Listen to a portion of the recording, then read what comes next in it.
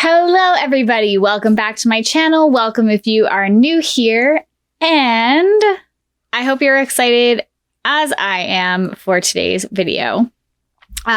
So today's video is brought to you by random scrolling on Facebook, and that is simply because I had a post pop up about this, and I decided to check into it to see if it was real or not, and it turns out it is. So I thought it would be really cool to share it with you guys, and yeah.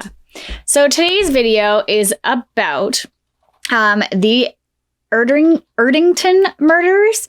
Now, if you haven't heard about these murders, it is basically, in a summary, about two women who have a lot of eerie coincidences to their deaths in the same area, in the same place, 157 years apart, and just a lot of eerie similarities, period. So I figured I would read it out to you, and you can decide for yourself how creepy this is. So at 6:30 a.m. on May 27th, 1817, a laborer named George Jackson came across a bundle of clothing, a hat, and shoes near a water-filled pit. He alerted locals, who dragged the pool and found the body of Mary Ashford with bruising on her arms, presumably raped before her death. Footsteps of a man and a woman were found in a nearby field.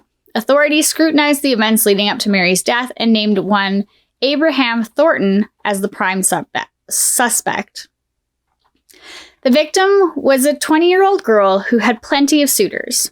On Whit Monday, May 26th, she walked from Langley Heath to Birmingham on her way to work, stopping at the home of Mrs. Butler's, where her friend Hannah Cox lived. There, Mary dropped off a bundle of clothing she had planned to wear to a dance later that evening. At 6 p.m., Mary returned to Hannah's room and changed into her party outfit. The two set off to attend a dance at Tyburn House. Both girls enjoyed the festivities and spent the latter part of the dance with Benjamin Carter and Abraham Thornton. The foursome left the dance at midnight, walking along the main road. Chester. Hannah Cox headed back to Mrs. Butler's alone. Benjamin Carter went back to the dance, and Mary and Abraham continued on towards Mary's grandfather's house. At 4 a.m., Mary returned to Hannah's. She changed back into her work clothes. Hannah questioned her about what she did, as any curious girlfriend would. Mary appeared calm and in a pleasant mood. She told Hannah she spent time with Thornton before he left. Witnesses then claimed to have seen Mary along the road alone a little after 4 a.m. A few hours later, Mary was discovered dead. By 8 a.m. the next morning, a confused Abraham Thornton was arrested for the slaying. He reportedly told police upon his arrest, "I cannot believe she is murdered. Why, I was with her until 4 o'clock this morning." During questioning, Abraham told detectives he had had sex with Mary that night in the fields. Afterward, they talked and gazed up at the sky until around 3, before Abraham walked her part of the way back to Hannah's house. He waited for her outside, then left when she did not come back for some time. That was the last time Abraham claimed to have seen Mary alive. Abraham Thornton's trial began on August 8th. Public opinion was convinced of his guilt. Nevertheless, 3 witnesses were able to corroborate Abraham's alibi. This, in conjunction with a lack of concrete evidence, led the jury to deliver a not guilty verdict. Mary's brother, William Ashford, refused to accept the jury's decision and appealed for a second trial. Then, in a weird twist of antiquated legal events, Lord Ellenborough, who presided over the case, allowed Abraham to defend his not guilty verdict with a trial by battle, essentially a fight to the death to prove one's innocence. Abraham made a show of it by throwing a leather glove over his head to initiate the challenge. Mary's brother, however, did not respond to the provocation. The case was ultimately discharged, and Abraham walked. The public continued to believe Abraham was the killer after the trial concluded, so much so that Abraham eventually fled his home for the U.S. The unsolved murder of Mary Ashford left a deep wound in the community. Exactly 157 years later, that wound would be reopened in a painfully similar case. On May 27th, 1974, another 20-year-old woman was murdered and left in a ditch near Chester Road.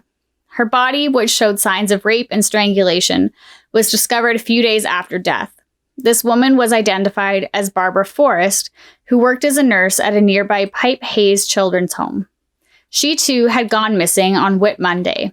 Reports state that Barbara was with her boyfriend Simon Bletcher on the evening of her death, dancing at several bars. Belcher said he walked her to the bus at 1 a.m., and that was the last time he saw her. A manhunt ensued involving over 100 detectives, and once again, authorities zeroed in on a suspect named Thornton.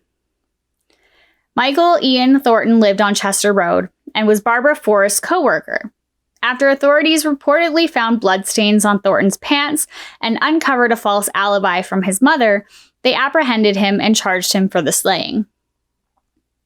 The suspect was put on trial, and similar to Thornton in Mary Ashford's case 157 years before, this Thornton was found not guilty due to lack of evidence.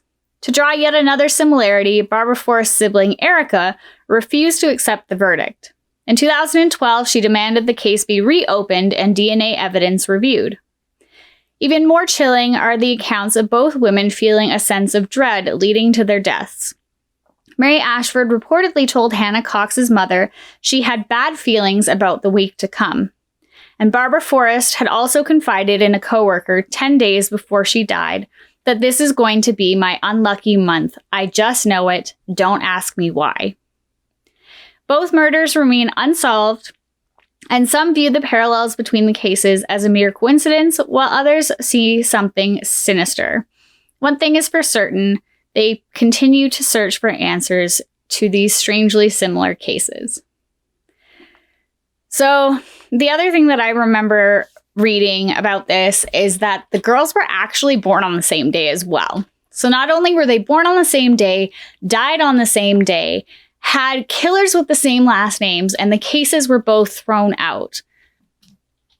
They've never been solved. I think it's a little creepy. I definitely think that there's probably more than just a coincidence. I mean, I understand that people die on the same day as other people all the time, but for it to happen in the same area to the same girls on basically the exact same scenario, 157 years apart is just weird to me. I'm curious to see what everybody else has to say about it. I really am. So I'd love to see your comments and hear your thoughts on this unsolved mystery down below. If you haven't already, please give this video a thumbs up. It would make me so happy.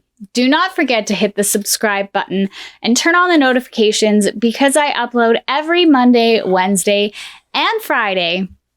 And if you haven't yet, please share my videos with your friends, family, and neighbors.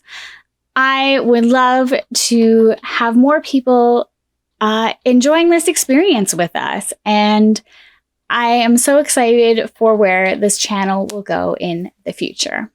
I love you guys so very much, and I will see you in the next video.